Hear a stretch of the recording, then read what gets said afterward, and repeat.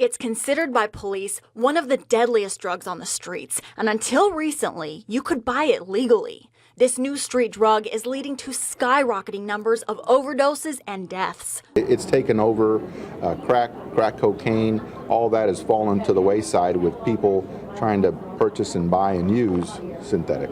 Arrests are also climbing. Since January, Officer Michael Garcia says he's already made 200 arrests uptown and downtown, often arresting the same people over and over again. The drug's effect is alarming. We call them looking like zombies. I've seen kids go down there, clean cut, nice clothing, and 2 months later they're still down there wearing the same clothing. Their teeth are almost missing. It's like Russian roulette. One person might smoke it, and then the next person might right next to them die from it. Dealers also prey on homeless, synthetic pot becoming a huge cash source for drug dealers. Just yesterday, police raided a hotel on SPID. Here at this hotel, narcotics officers seized $17,000 in synthetic marijuana. That's 427 packages that were going to be sold on the streets. There were a lot of kids that are in nursing homes at 17, 18 years old that'll be there forever. It's sad to see. It's sad to see that not only the youth, but there's elderly people up there. People are just hooked on it. And people are dying from it. Samantha Miles, Chris 6 News. Focus on the front bumper of one of those vehicles and squeeze the trigger. And it's going there. Whatever you shot is going 16 miles an hour. You 16, see that? Okay. It's 7:30 in the morning, in the peak of school rush hour. Officer Olden is focused on one thing, making sure kids get to school safely. Sometimes the kids are excited to go to school. So I've seen kids who've run across the street not inside the crosswalk and get hit by a car. So I've seen that also. You're going to receive a citation for speeding in the school zone. You were doing 34. Okay. Speed limit is 15. All right, so you got to slow down. All right. It's called non-medical exemption, and it's when a parent chooses not to vaccinate their child.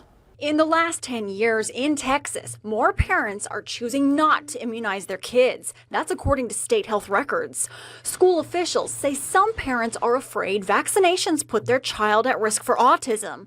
They're also afraid of the chemical ingredients in those vaccines. We hear many different reasons, and sometimes we don't hear any reasons at all, and we will receive the conscientious exemption without an explanation. The process for getting a non-medical exemption can take up to several weeks. First, school officials say talk to your physician. Then contact the state and order an affidavit. Once you fill it out, it must be notarized and turned into your child's school.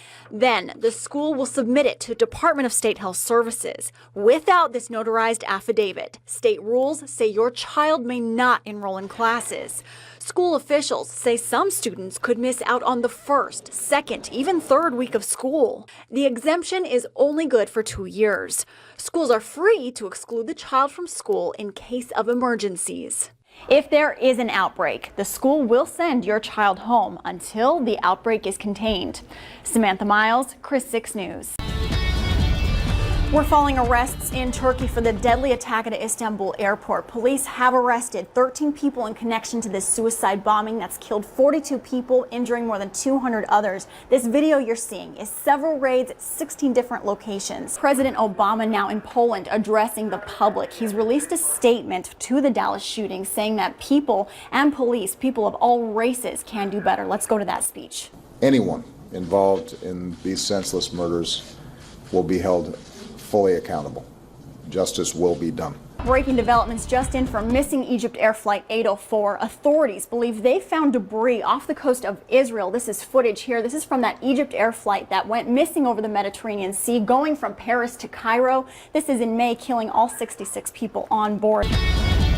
Quick look at international news. There's an 11-hour standoff happening now in Japan. A man has barricaded himself in an apartment. He is armed with 2 pistols. Reports say 2 shots have been fired at this scene. No one injured yet. But police say he shot and killed a man and injured 3 others at a construction firm he worked for. Now, that shooting 2 days ago, he's been on the run since.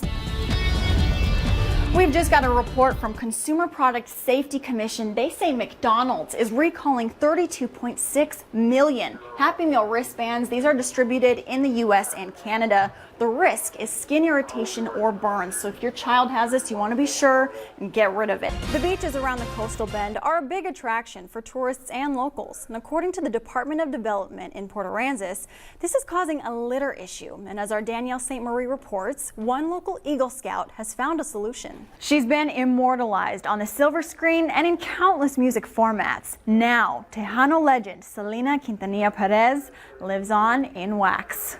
Here we go! Immortalized in lifelike form. Crazy cool and weird at the same time, if that's even fair to say. It's hard for me to even look at it because the eyes are so real, you know. The museum decided to immortalize the late Mexican-American star because of fans' deep appreciation for Corpus Christi's hometown icon. I think she merits it. She was an amazing individual, amazing performer, singer, and I think that she's represents us as Latinos, you know. They hope younger fans will feel more connection to the star. So something to get them a little bit closer to her and, you know, along with her music and in the movie and the things like that. So this is just one more thing for them to kind of be able to have. Mothers pass it on to their daughters, to their sons.